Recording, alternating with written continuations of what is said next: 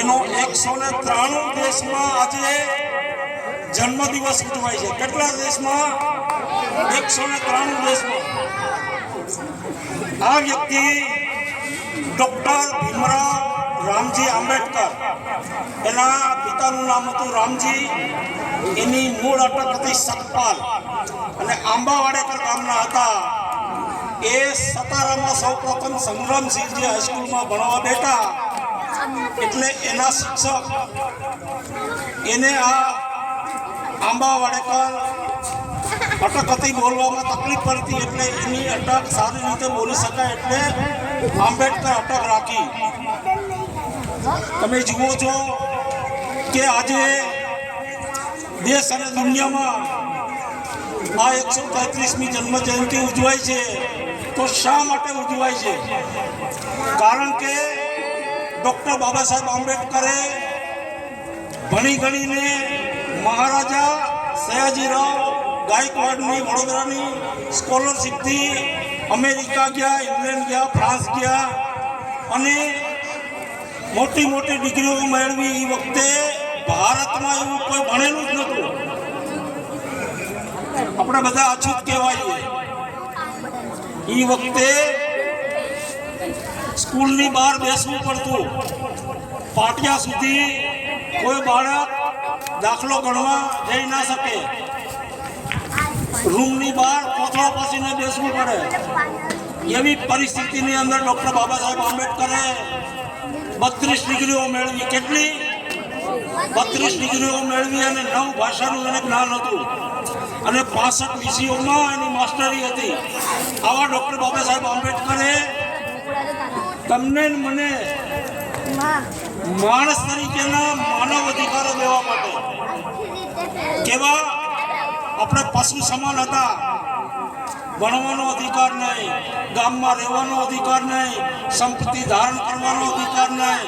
તમને મને અછૂત ગણે, રેત છટા રાખવાના, રસ્તા ઉપર ચાલીને આવી તો પણ દૂરથી ભાષણ ખકડાવવાનું, આગળ રહેજો, આગળ રહેજો, આગળ રહેજો. આવી પરિસ્થિતિ અને એ પરિસ્થિતિમાંથી જો કોઈએ છોકરા હમલો બેટા એ પરિસ્થિતિમાંથી જો કોઈએ કાઢ્યા હોય અને છેલ્લા 10 વર્ષનો ઇતિહાસ ફક્ત ને ફક્ત અમુક સેકન્ડોમાં બદલી નાખ્યો હોય તો ડૉક્ટર બાબા સાહેબ આંબેડકરે. બરાબર?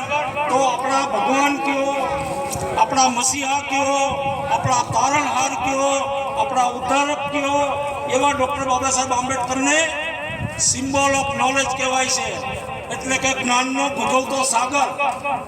આ સિમ્બોલ ઓફ નોલેજ, મહિલાઓના તારણહાર, એને 1990ની અંદર સરકારે બહુ મોટું ભારત રત્ન આપ્યું. આ ખિતાબ બહુ ઓછા લોકોને મળે છે. ભારત રત્ન. ભારતમાં અત્યારે 133 કરોડ 143 કરોડ લોકો વસે છે અને જ્યારે આઝાદી આપને મળી ત્યારે 35 કરોડ લોકો હતા. 35 કરોડ લોકોમાંથી તમે જુઓ એક વ્યક્તિની પસંદગી થાય અને કે આપણે ભારતનું રત્ન છે તો એવું ભારત રત્ન ડૉક્ટર બાબા સાહેબ આંબેડકરને 1990માં આપવામાં આવ્યો હતો. એણે ભારતની તાસીર અને તસવીર બદલી નાખી. તમારી મારી દિશા બદલી નાખી, તમારી મારી દશા બદલી નાખી. બરાબર? એ બંધારણ થકી બંધારણ ઘડ્યું. 26 નવેમ્બર 1949ના દિવસે બંધારણ તૈયાર થયું. 26મી જાન્યુઆરી 1950ના દિવસે આખા દેશમાં 10 અને 10 મિનિટે લાગુ થયું. ત્યારથી આપણે આ દેશની અંદર કોઈ ઊંચું નથી, કોઈ નીચું નથી. બધા લોકો સરખા છે, સ્ત્રી હોય કે પુરુષ હોય. બહેનોએ વાત કરીને કે સમાજનો ઉદ્ધાર કર્યો. બરાબર? ડૉક્ટર બાબા સાહેબ આંબેડકરે અસમાનતા દૂર કરી. બધા લોકો સમાન. કોઈ વાણીઓ નથી, કોઈ બ્રાહ્મણ નથી, કોઈ હિન્દુ નથી, કોઈ મુસ્લિમ નથી. બંધારણની નજરે બધા લોકો સરખા છે અને ભારતના નાગરિકો છે. બધા લોકો સરખા છે, ભારતના નાગરિકો છે. કોઈ ઊંચું નથી, કોઈ નીચું નથી. એ મહિલા હોય, બાળક હોય, પુરુષ હોય, સ્ત્રી હોય. બરાબર?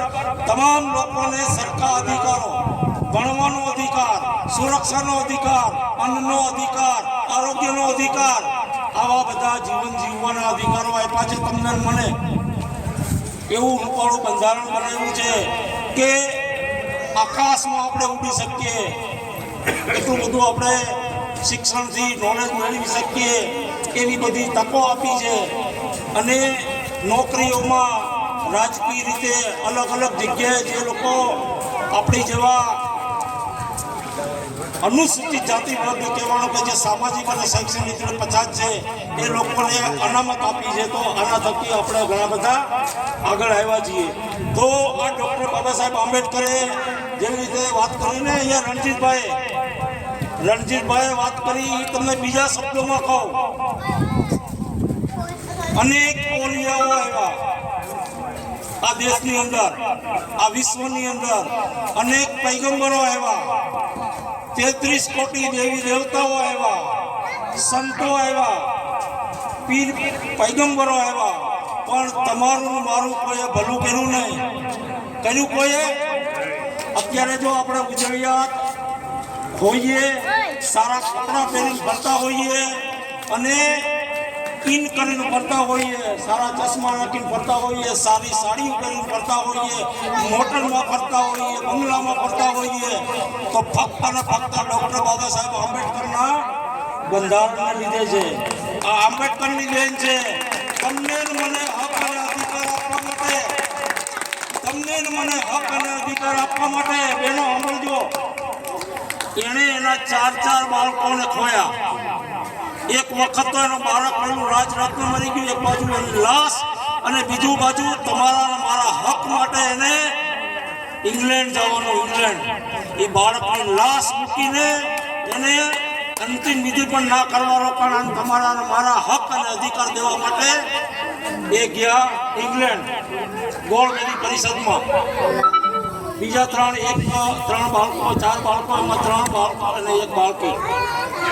એક વખત તો એવું થયું કે એના બાળક માટે કફનના પણ પૈસા નહીં.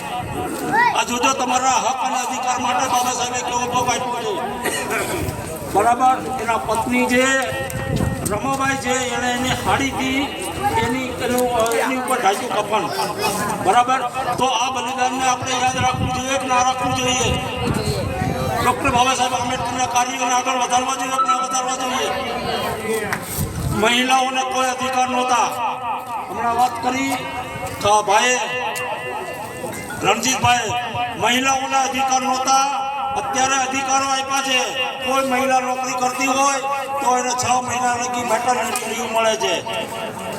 મહિલાઓ છે એના લગ્ન થાય તો એના જે ફાધર છે, પિતાજી, એની જેટલી સંપત્તિ હોય એમાં એટલો ભાગ. અહીંયા જે લગ્ન કરીને આવી છે પતિની જેટલી સંપત્તિ હોય એમાં પણ 50% ભાગ. બરાબર. એવા લગ્ન વિષયક અધિકારો પણ આપ્યા છે.